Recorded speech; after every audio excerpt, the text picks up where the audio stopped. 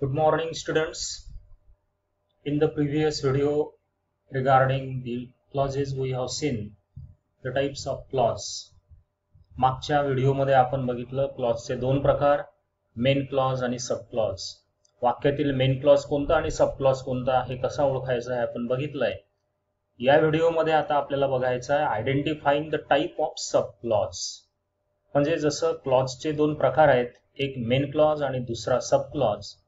आता या दोन पैकी जो एक प्रकार आहे सब क्लॉज, त्याचे प्रकार आता वाक्यातले ओळखायचे आहेत. मेन क्लॉजचे प्रकार नाही आहेत, सब क्लॉजचे मात्र काही विविध प्रकार आहेत. तर ते कसे ओळखायचे किंवा ते कोणते आहेत त्याविषयी आपण या ठिकाणी आता माहिती करून घेणार आहोत. Sub clause, types of sub clauses. म्हणजे सब क्लॉजचे प्रकार कोणते आहेत. पहिला प्रकार आहे नाउन क्लॉज, दुसरा प्रकार आहे ऍडजेक्टिव्ह क्लॉज आणि तिसरा प्रकार आहे ऍडव्हर्ब क्लॉज.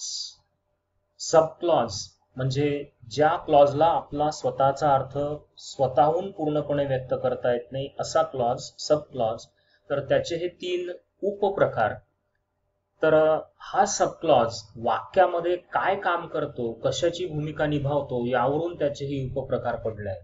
जसं दिलेल्या वाक्यातील सब क्लॉज जर नाउनची भूमिका निभावत असेल, नाउनचं काम करत असेल तर तो होईल नाउन क्लॉज. तो सब क्लॉज जर ऍडजेक्टिव्हचं काम करत असेल म्हणजे विशेषणाचं काम करत असेल तर तो होईल ऍडजेक्टिव्ह क्लॉज. आणि वाक्यातील तो सब क्लॉज जर ऍडव्हर्बचं काम करत असेल म्हणजेच क्रिया विशेषणाचं काम करत असेल तर तो होईल ऍडव्हर्ब क्लॉज.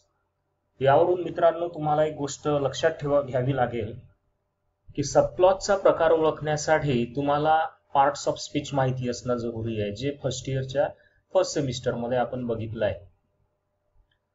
तर पार्ट्स ऑफ स्पीच हा अत्यंत बेसिक पार्ट आहे व्याकरणाचा.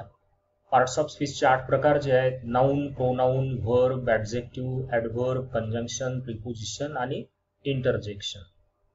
अत्यंत प्रायमरी बेसला किंवा अत्यंत बेसिक ह्या अशा गोष्टी आहेत इंग्रजी व्याकरणातल्या. तुम्ही बघताय की त्या आधारावरच इंग्रजीचं व्याकरण हळूहळू पुढे जात आहे. म्हणजे क्लॉजेस ओळखण्यासाठी, त्यातल्या त्यात सब क्लॉजचा प्रकार ओळखण्यासाठी तुम्हाला पार्ट्स ऑफ स्पीच म्हणजे शब्दांच्या जाती माहिती असणं आवश्यक आहे. शब्द कोणतं काम करतात त्यावरून त्या शब्दाची जात ठरत असते, असं आपण फर्स्ट सेमिस्टरला बघितलं आहे. तर नाउन, ऍडजेक्टिव्ह आणि ऍडव्हर्ब यांची भूमिका काय यावरूनच तो सब क्लॉज आपल्याला आता ओळखायचा आहे. बघूया. या ठिकाणी प्रश्न असा आहे, say whether the subordinated clause in the following sentence is a noun clause, an adjective clause or an adverb clause. म्हणजे पुढे दिलेल्या वाक्यातील जो सब क्लॉज आहे तो नाउन क्लॉज आहे की ऍडजेक्टिव्ह क्लॉज आहे की ऍडव्हर्ब क्लॉज आहे हे आता ओळखायचं आहे. तर या ठिकाणी मला तुम्हाला पुन्हा एक गोष्ट सांगायची आहे की दिलेलं वाक्य आपल्या समोर आल्यानंतर पहिल्यांदा तर आपल्याला त्यातला मेन क्लॉज कोणता ते ओळखायचा आहे, त्यानंतर सब क्लॉज कोणता ते ओळखायचा आहे, आणि एकदा तो सब क्लॉज ओळखला की त्याचा मग त्या सब क्लॉजचा उपप्रकार कोणता हे आपल्याला नंतर ओळखायचं आहे. बघा पहिलं वाक्य, I confess that I was wrong. हे सेंटेन्स आपल्या समोर आहे. I confess that I was wrong, मी कबूल करतो की मी चूक होतो, असं हे वाक्य आहे. मी कबूल करतो की मी चूक होतो. या सेंटेन्स मधलं पहिल्यांदा मेन क्लॉज कोणतं आणि सब क्लॉज कोणतं. बघा, आय कन्फेस म्हणजे मी कबूल करतो, अर्थ पूर्ण कळतो म्हणूनच मेन क्लॉज.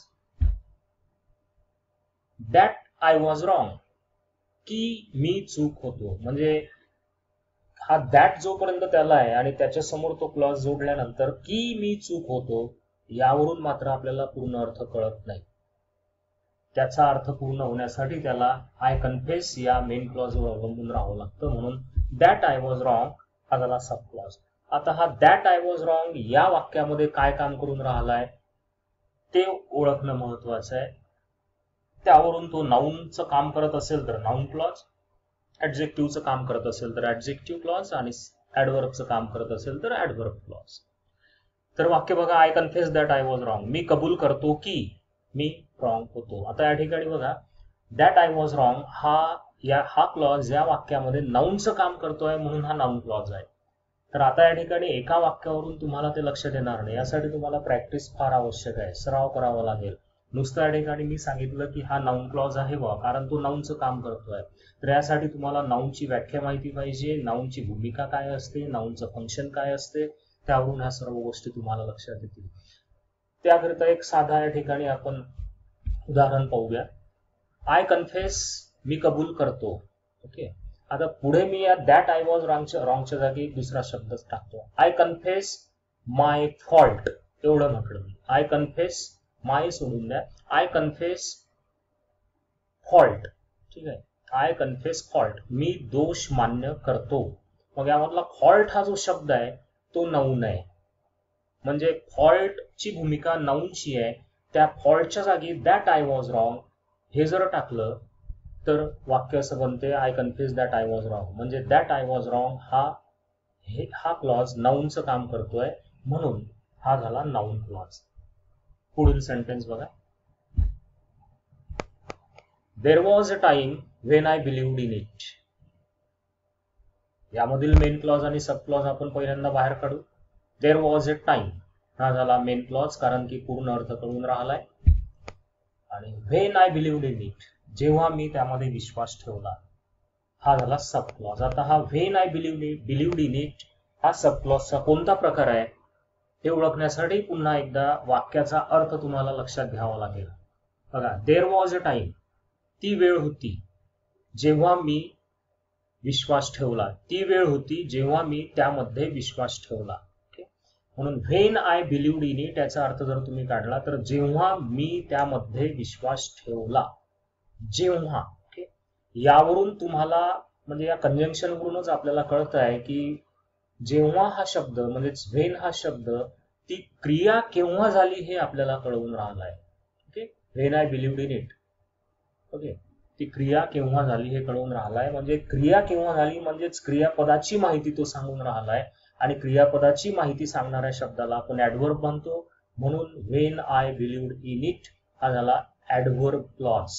ओके, पहिल्यांदा तर तो when I believed in it हा सब क्लॉज आहे, त्यानंतर तो ती क्रिया केव्हा घडली म्हणजे क्रियापदाची माहिती सांगतोय म्हणून तो झाला ऍडव्हर्ब क्लॉज. कारण काय की क्रियापदाची विशेष माहिती सांगणाऱ्या शब्दाला आपण ऍडव्हर्ब म्हणतो, क्रियाविशेषण म्हणतो. म्हणून येथील when I believed in it हा सब क्लॉज ऍडव्हर्ब क्लॉज आहे. पुढील sentence. We who are from the East have found the solution. याही ठिकाणी बघा, मेन क्लॉज आणि सब क्लॉज आपण वेगळे करू. We have found the solution, पूर्ण अर्थ कळतो म्हणून हा झाला मेन क्लॉज.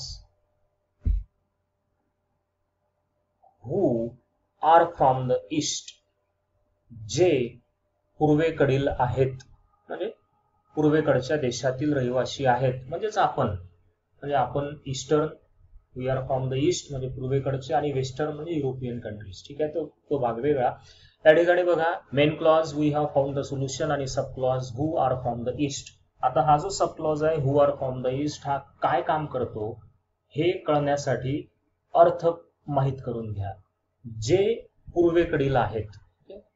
आता we have found the solution who are from the east, म्हणजेच who are from the east कोण पूर्वेकडील आहेत तर वी म्हणजे आम्ही, म्हणजे who are from the east हा क्लॉज वी या शब्दाची विशेष माहिती सांगून राहिला आहे, आणि वी हे प्रोनाऊन आहे. म्हणून नाऊन किंवा प्रोनाऊनची विशेष माहिती सांगणारा जो शब्द असतो त्याला आपण ऍडजेक्टिव्ह म्हणतो.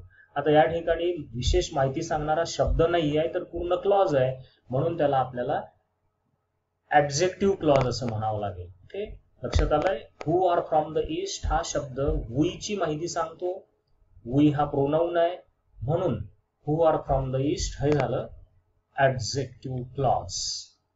पुढे, India's spiritual influence, which is gentle in nature, has flooded the world. याही वाक्यातील मेन क्लॉज सब क्लॉज वेगळा करूया. India's spiritual influence has flooded the world. भारताच्या आध्यात्मिक प्रभावाने सगळीकडे वर्षाव केला आहे की India spiritual influence has flooded the world, म्हणजे भारताच्या स्पिरिच्युअल इन्फ्लुएन्सने सर्व जगावर वर्षाव केला आहे असा त्याचा अर्थ होतो. अर्थ पूर्ण कळतो म्हणून हा झाला मेन क्लॉज. आणि सब क्लॉज आहे या ठिकाणी which is gentle in nature, जो स्वभावता फार नम्र आहे असा त्याचा अर्थ. जेंटल म्हणजे नम्र आहे किंवा मग फार सौम्य आहे असा त्याचा अर्थ. Which is gentle in nature. तर पुन्हा एकदा तसं त्याच पद्धतीने बघा, which is gentle in nature, जो स्वभावता फार नम्र आहे. जो काय तर इंडिया स्पिरिच्युअल इन्फ्लुएन्स, हा कोण नम्र आहे तर स्पिरिच्युअल इन्फ्लुएन्स म्हणजे प्रभाव नम्र आहे. ओके, कोणता प्रभाव? स्पिरिच्युअल प्रभाव म्हणजे आध्यात्मिक प्रभाव. कोणाचा प्रभाव तर इंडियाचा. ओके, हे तिन्ही म्हणजे यामध्ये इन्फ्लुएन्स ची माहिती देणारे हे शब्द आहे. Which is gentle in nature म्हणजे इन्फ्लुएन्स हे नाऊन आहे आणि नाऊनची माहिती देणार आहे जोही कोणता शब्द असतो त्याला ऍडजेक्टिव्ह म्हणतात. या ठिकाणी तो क्लॉज आहे which is gentle in nature. हा क्लॉज नाऊनची विशेष माहिती सांगतोय. नाऊनचं काम करत नाहीये. नाऊनचं जर काम केलं असतं तर तो नाऊन क्लॉज झाला असता, पण इथं नाऊनची विशेष माहिती सांगतोय म्हणून तो झाला ऍडजेक्टिव्ह क्लॉज. पुढे, it is clear that Vivekananda was right. या ठिकाणी वाक्य आपण वेगवेगळे करू, वाक्य नाही वाक्यांश वेगवेगळे करूया. इट इज क्लिअर, आय main clause, that Vivekananda was right. Okay, की विवेकानंद हे राईट होते, बरोबर होते. हे स्पष्ट आहे की विवेकानंद हे राईट होते. ओके, इट इज क्लिअर हा main clause, that Vivekananda was right हा सब क्लॉज. पुन्हा एकदा आधीच्या वाक्यांप्रमाणेच या ठिकाणच्या सब क्लॉज, या ठिकाणचा सब क्लॉज नेमकं काय फंक्शन करतो, काय काम करतो, म्हणजे नाऊनचं काम करतो की ऍडजेक्टिव्हचं करतो की ऍडव्हर्बचं करतो, त्यावरून तो ठरेल. मग पहिलं जे वाक्य होतं त्याच पद्धतीने या ठिकाणी इट इज क्लिअर, हे स्पष्ट आहे की विवेकानंद राईट होते. या ठिकाणी हा सब क्लॉज नाऊनचं काम करतो म्हणून तो झाला नाऊन क्लॉज. म्हणजे दॅट विवेकानंदा वॉज राईट हा झाला नाऊन क्लॉज. अशा रीतीने विद्यार्थी मित्रांनो आपल्याला वाक्य पाहायची आहे. त्या ठिकाणी मी तुम्हाला 5 वाक्य सांगितली. ही 5 वाक्य फक्त स्पेसिमेन म्हणून आपण बघितलीत, कारण की आपल्याला वेळेची मर्यादा आहे. आपण जे काही या ठिकाणी सॉफ्टवेअर वापरून राहिलो आहे, तर या सॉफ्टवेअरमध्ये आपण 15 मिनिटाच्या वरचा व्हिडिओ या ठिकाणी रेकॉर्ड करू शकत नाही. त्यामुळे डिटेलमध्ये अनालिसिस व्हिडिओमध्ये किंवा या पद्धतीमध्ये या प्लॅटफॉर्मवर जरा जिकरीचं होऊन जाते.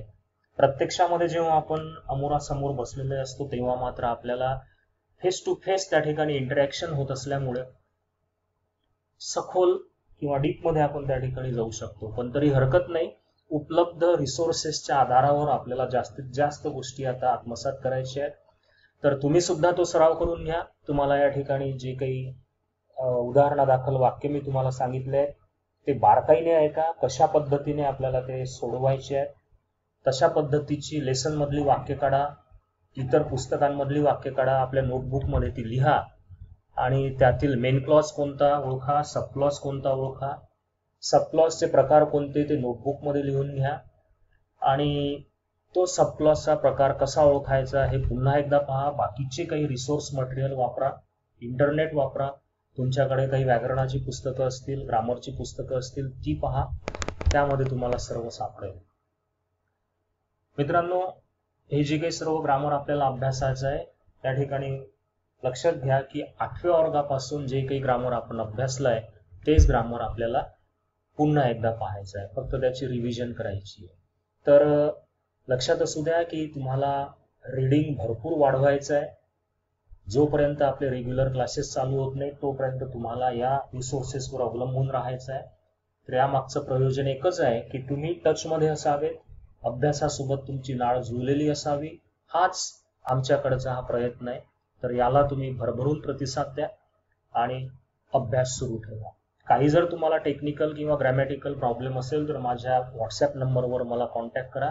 गुगल क्लासरूम मध्ये किंवा आपल्या व्हॉट्सॲपच्या ग्रुपवर माझा व्हॉट्सॲप नंबर आहेच, त्यावर तुम्ही याविषयीची एखादी डिफिकल्टी मला विचारू शकता. ठीक आहे, तर मग see you again. Thank you very much.